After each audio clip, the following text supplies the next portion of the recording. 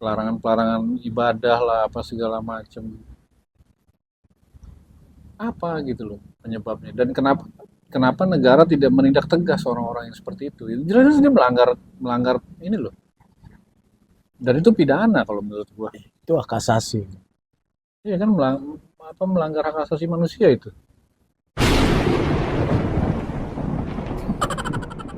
Kenapa? Dilarang ibadah HKBP, ibadah minggu. Ngeri ya, masih ada ya kayak gitu ya. Mm-mm. Dan kayak yang paling bener aja Tuh, ibadahnya. tuh.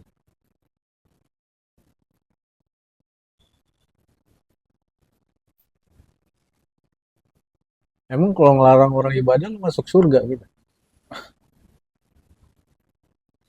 Aduh,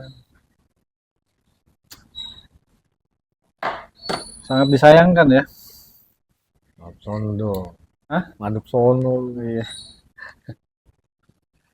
Aduh, intoleransi guys terjadi lagi guys di negeri kita tercinta, ya kan. Indonesia Mas. Indonesia cemas ini. Hah? Gimana mau jadi Indonesia emas? Ah, Orang berdoa aja dilarang-larang. iya. Ini kita lagi ngomongin ini kasus intoleransi atau apa, pelarangan beribadah lagi nih di daerah Jaya Sampurna, Bekasi kalau nggak salah.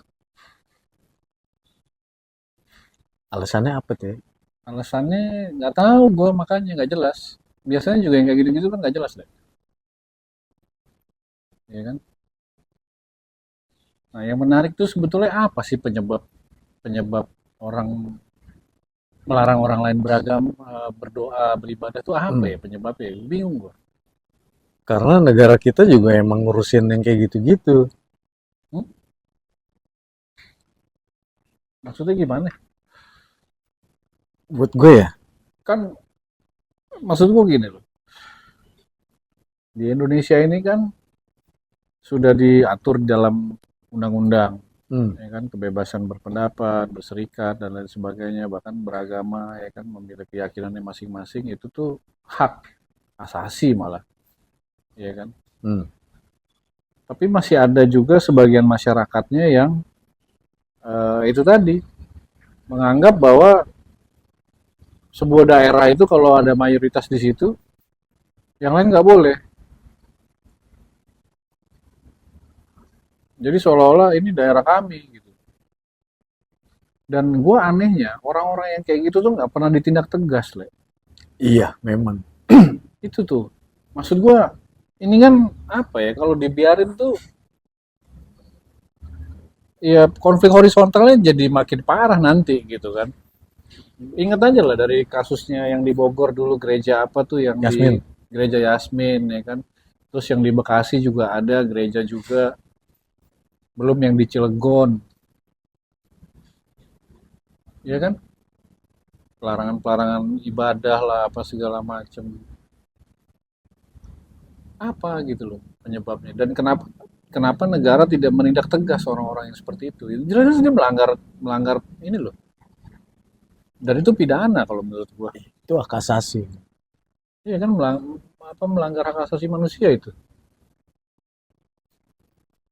tapi nggak pernah bisa ditindak tegas gitu, Hmm, dihukum sesuai dengan perbuatannya. Penegakan hukumnya tumpul di situ, nggak tegak-tegak yang ada, ya kan. Nah mungkin kalau menurut gue ya terjadi lagi karena pembiaran, ya iya, kan, salah satunya itu. Ya. karena dianggap nggak apa ya, nggak penting gitu, dianggap itu kayak semacam kesalahpahaman, akhirnya dibiasin ke hal-hal yang kayak gitu loh, padahal menurut gue jelas itu pelarangan. Iya, berakhirnya di mediasi doang. Iya, mohon maaf apa segala macam kelar, tapi besok-besok terjadi lagi begitu, ya kan. Iya, Itu loh.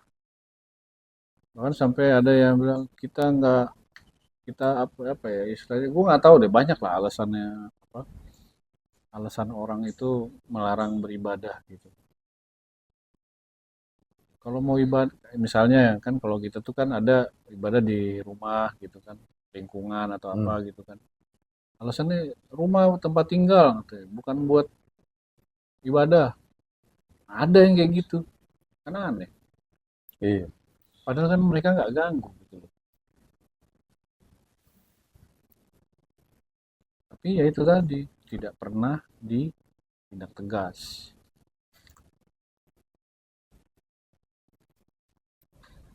Ruginya apa ya? Hah? Ruginya apa? Ganggunya apa ya? Kalau apa? Ibadah. Lihat orang ibadah tuh. Nggak ada. Apakah akan merusak keimanan? Kan nggak juga. Iya kan? Tetangga lo ada yang bikin ibadah gitu ya. Hmm. Terus apakah iman lu gentar gitu? Iman lu akan goyah gitu kan? Enggak. Kan dia juga ngajak-ngajak kita. Iya. Iya kan? Kalau tahu kita beda agama. Ya tapi Aneh kan? maksud gua ya itu serem sih emang. Itu potensi disintegrasi bangsa yang dipelihara buat gua jadinya. Iya. Dan ruginya apa juga kalau orang-orang yang melakukan tindakan seperti itu tuh ditindak tegas, dihukum. Tangkep lah kalau gue, ya kan? Mengganggu stabilitas negara loh itu dalam skala kecil. Iya. Orang lagi nggak ada masalah, tiba-tiba jadi ada masalah gara-gara dia gitu loh. Hmm. Apalagi isu-isu ini kan masih sangat-sangat sensitif di kalangan masyarakat kan. Isu kecil aja bisa jadi gede. Maksud gue itu. Iya.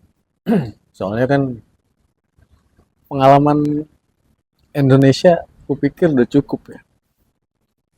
Konflik-konflik yang melibatkan SARA tuh. Kayak di Iya, Poso, Ambon, segala macem tuh. iya 98 ya kan puncaknya tuh. Itu kan ngeri. Maksud gua kalau ada benih-benih yang kayak gitu ya sikat-sikat aja. Buat apa ada Intel? Iya, itu kan merongrong gitu. Iya. Dan Iya. aduh gimana ya jelasin. Ya pertanyaan lah, jadi pertanyaan kita lah itu. Ya. Kenapa nggak pernah ditindak tegas tuh orang-orang yang melakukan tindakan intoleransi, orang-orang yang melarang orang lain beribadah, ya kan? Nggak ada satupun yang ditangkap, Hmm. diadili sesuai dengan perbuatannya. Itu pertanyaan gua. Pertanyaan kita. Iya, Ya. ya udah. Peace.